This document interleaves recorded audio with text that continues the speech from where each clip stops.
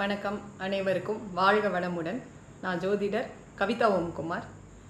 இன்னைக்கு என்கிட்ட ஜோதிட ரீதியாக ஒருத்தவங்க சந்தேகம் கேட்டிருந்தாங்க.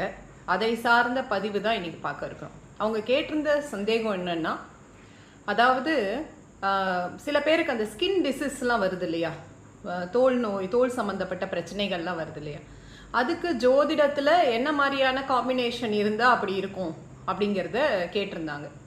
பொதுவாக தோல் அப்படின்னு சொன்னாலே புதன் தான் உங்களுக்கு.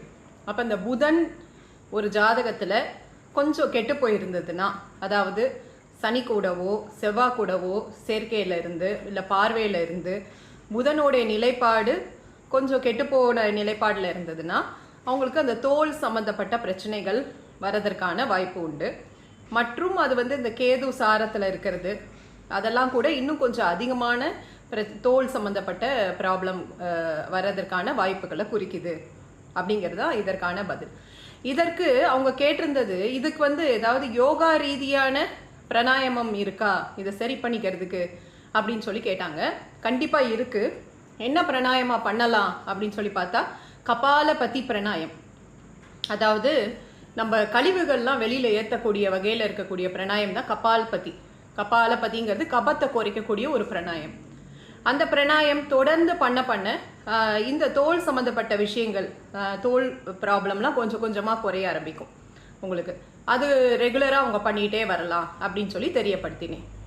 சரி, அது நல்ல ஒரு யோகா ஆசிரியர்கிட்ட நீங்கள் முறைப்படி அதை கற்றுக்கிட்டு நீங்கள் பயிற்சி பண்ணுறது ரொம்ப சிறந்தது.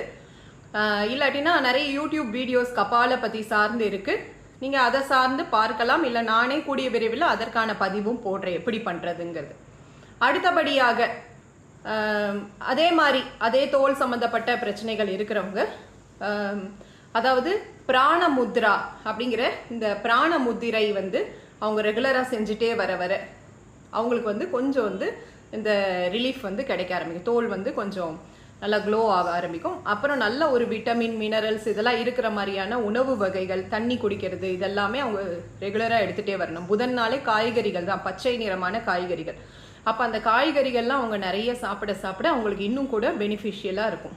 ஸோ இந்த மாதிரி ஃபுட்டுலையும் கான்சென்ட்ரேட் பண்ணணும், ப்ளஸ் யோகா ப்ராக்டிசஸும் பண்ணணும், ப்ளஸ் அவங்க நல்லா மைண்ட் லெவல்லையும் கொஞ்சம் பீஸ்ஃபுல்லாக வச்சுக்கணும். செல்ஃப் கேர் பண்ணிக்கிறதும் நல்லது.